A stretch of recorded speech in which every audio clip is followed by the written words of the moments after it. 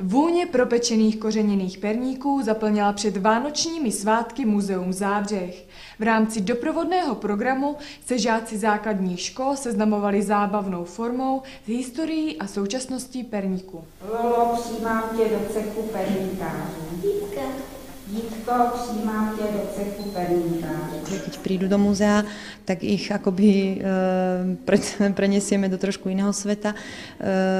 S pomocou babičky perníkárky ich vlastne pasujeme za učňou perníkárskeho remesla a potom ich čaká vlastne výroba perníčkov, ale pomocou vykrajovatok, nie tradičnou technikou, akoby tou starou technikou, ale samozrejme, že neustále sa im hovorí, ako to bolo kedysi a ako je to dnes. Starou techniku pečení kořeněného těsta ve formě si vyzkoušela alespoň paní učitelka a zjistila, že to není tak jednoduché. První zkušenost není jednoduchá, protože nevím jak na to, vždycky jsem vykrajovala formičkami. Pomoučit a udělat placičku a potom lehce jenom položit do toho.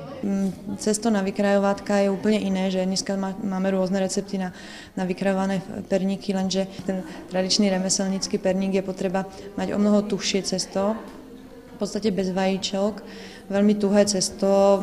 My používame do tejto formy to isté, čo deti, takže ten výsledok není taký efektný.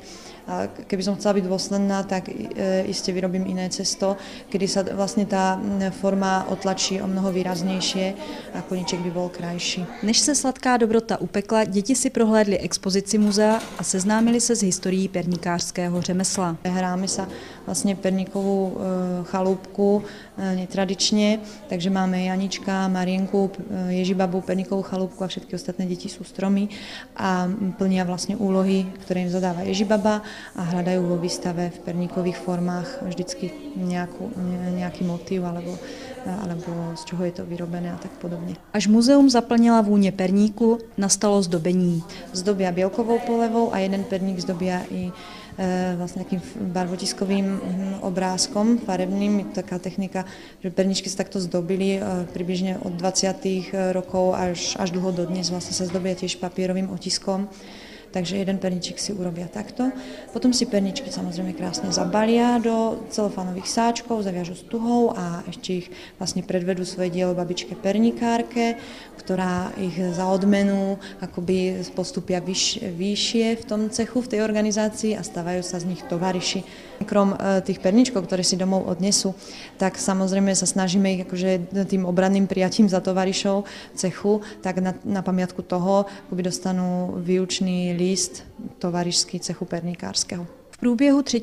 adventního týdne se v Muzeu Zábřeh vystřídalo přes 300 žáků 1. stupně základních škol ze Zábřeha a okolí. A jaké mají děti zkušenosti s pečením perníčků? Jednou jsme byli u kamaráda a my jsme to pekli se mnou, s mojí mamkou a s kamarádem a s jeho mamkou. A jak jsme pekli s tím kamarádem, tak my jsme měli oni mají ještě malou Zuzku. A ona taky pekla. No, jo, s babičkou. A jak se ti pekli dneska? Dneska? Jo, dobře. Vždycky na Vánoce s maminkou.